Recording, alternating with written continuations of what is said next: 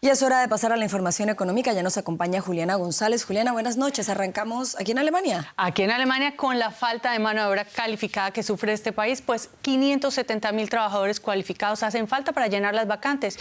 Y es por eso que el gobierno alemán se esfuerza desde hace años para traer esa mano de obra cualificada del extranjero.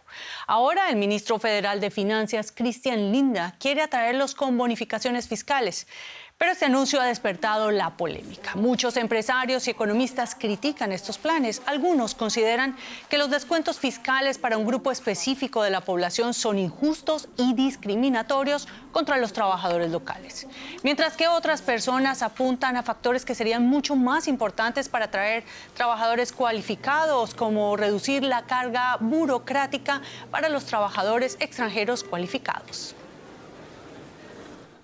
Lo dicho, más de 500.000 de vacantes en Alemania, de acuerdo con el Instituto Económico Alemán, sin llenar. El gobierno se esfuerza en atraer a ese personal calificado con medidas como la simplificación del proceso de naturalización y ahora con esta controvertida medida de exenciones fiscales.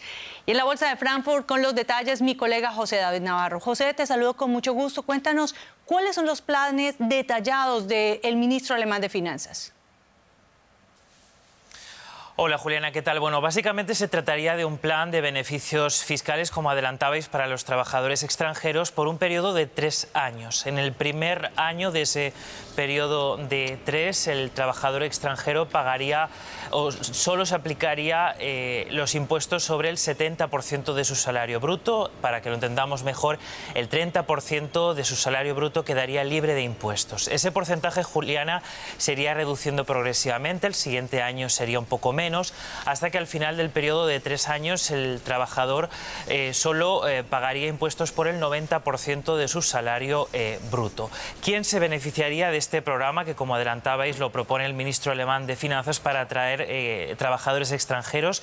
Bueno, son sobre todo los altamente cualificados. De hecho, el ministro lo propone como una forma de competir por los cerebros, podríamos decir, mejor cualificados dentro de un ambiente tan competitivo como el actual. De hecho, Juliana, la falta de trabajadores se está convirtiendo en un problema de crecimiento para Alemania y también para el pago de sus pensiones.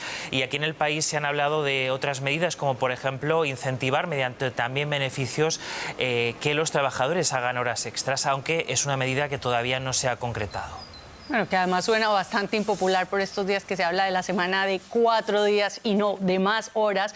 Pero esta idea en general se encuentra con muchas resistencias, no solamente entre los sindicatos, José, sino también entre los empresarios.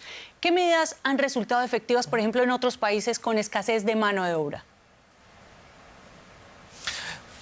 Lo cierto, Juliana, es que si se llegase a aplicar esta medida en Alemania no sería un caso raro. Por ejemplo, dentro de Europa existen diferentes programas aquí en Europa para estimular precisamente la llegada de trabajadores altamente cualificados desde el exterior, aunque es cierto, Juliana, que se han ido endureciendo, por ejemplo, en el caso de Italia o del Reino Unido, por darles algunos ejemplos. Existen programas como, por ejemplo, el de Portugal, que establece unos impuestos fijos por 10 años del 20%, cuando normalmente podrían subir hasta el 40%, por ejemplo, si no fuese dentro de este programa de impuestos. Aquí en Alemania, efectivamente, la medida aún así es impopular. Según una encuesta realizada recientemente, no contaría con el apoyo de la mayoría de los alemanes. Por eso, precisamente, Juliana, el ministro que lo ha propuesto, el ministro Christian Lindner de Finanzas, ya adelanta que va a ser una medida que todavía tiene que negociarse más.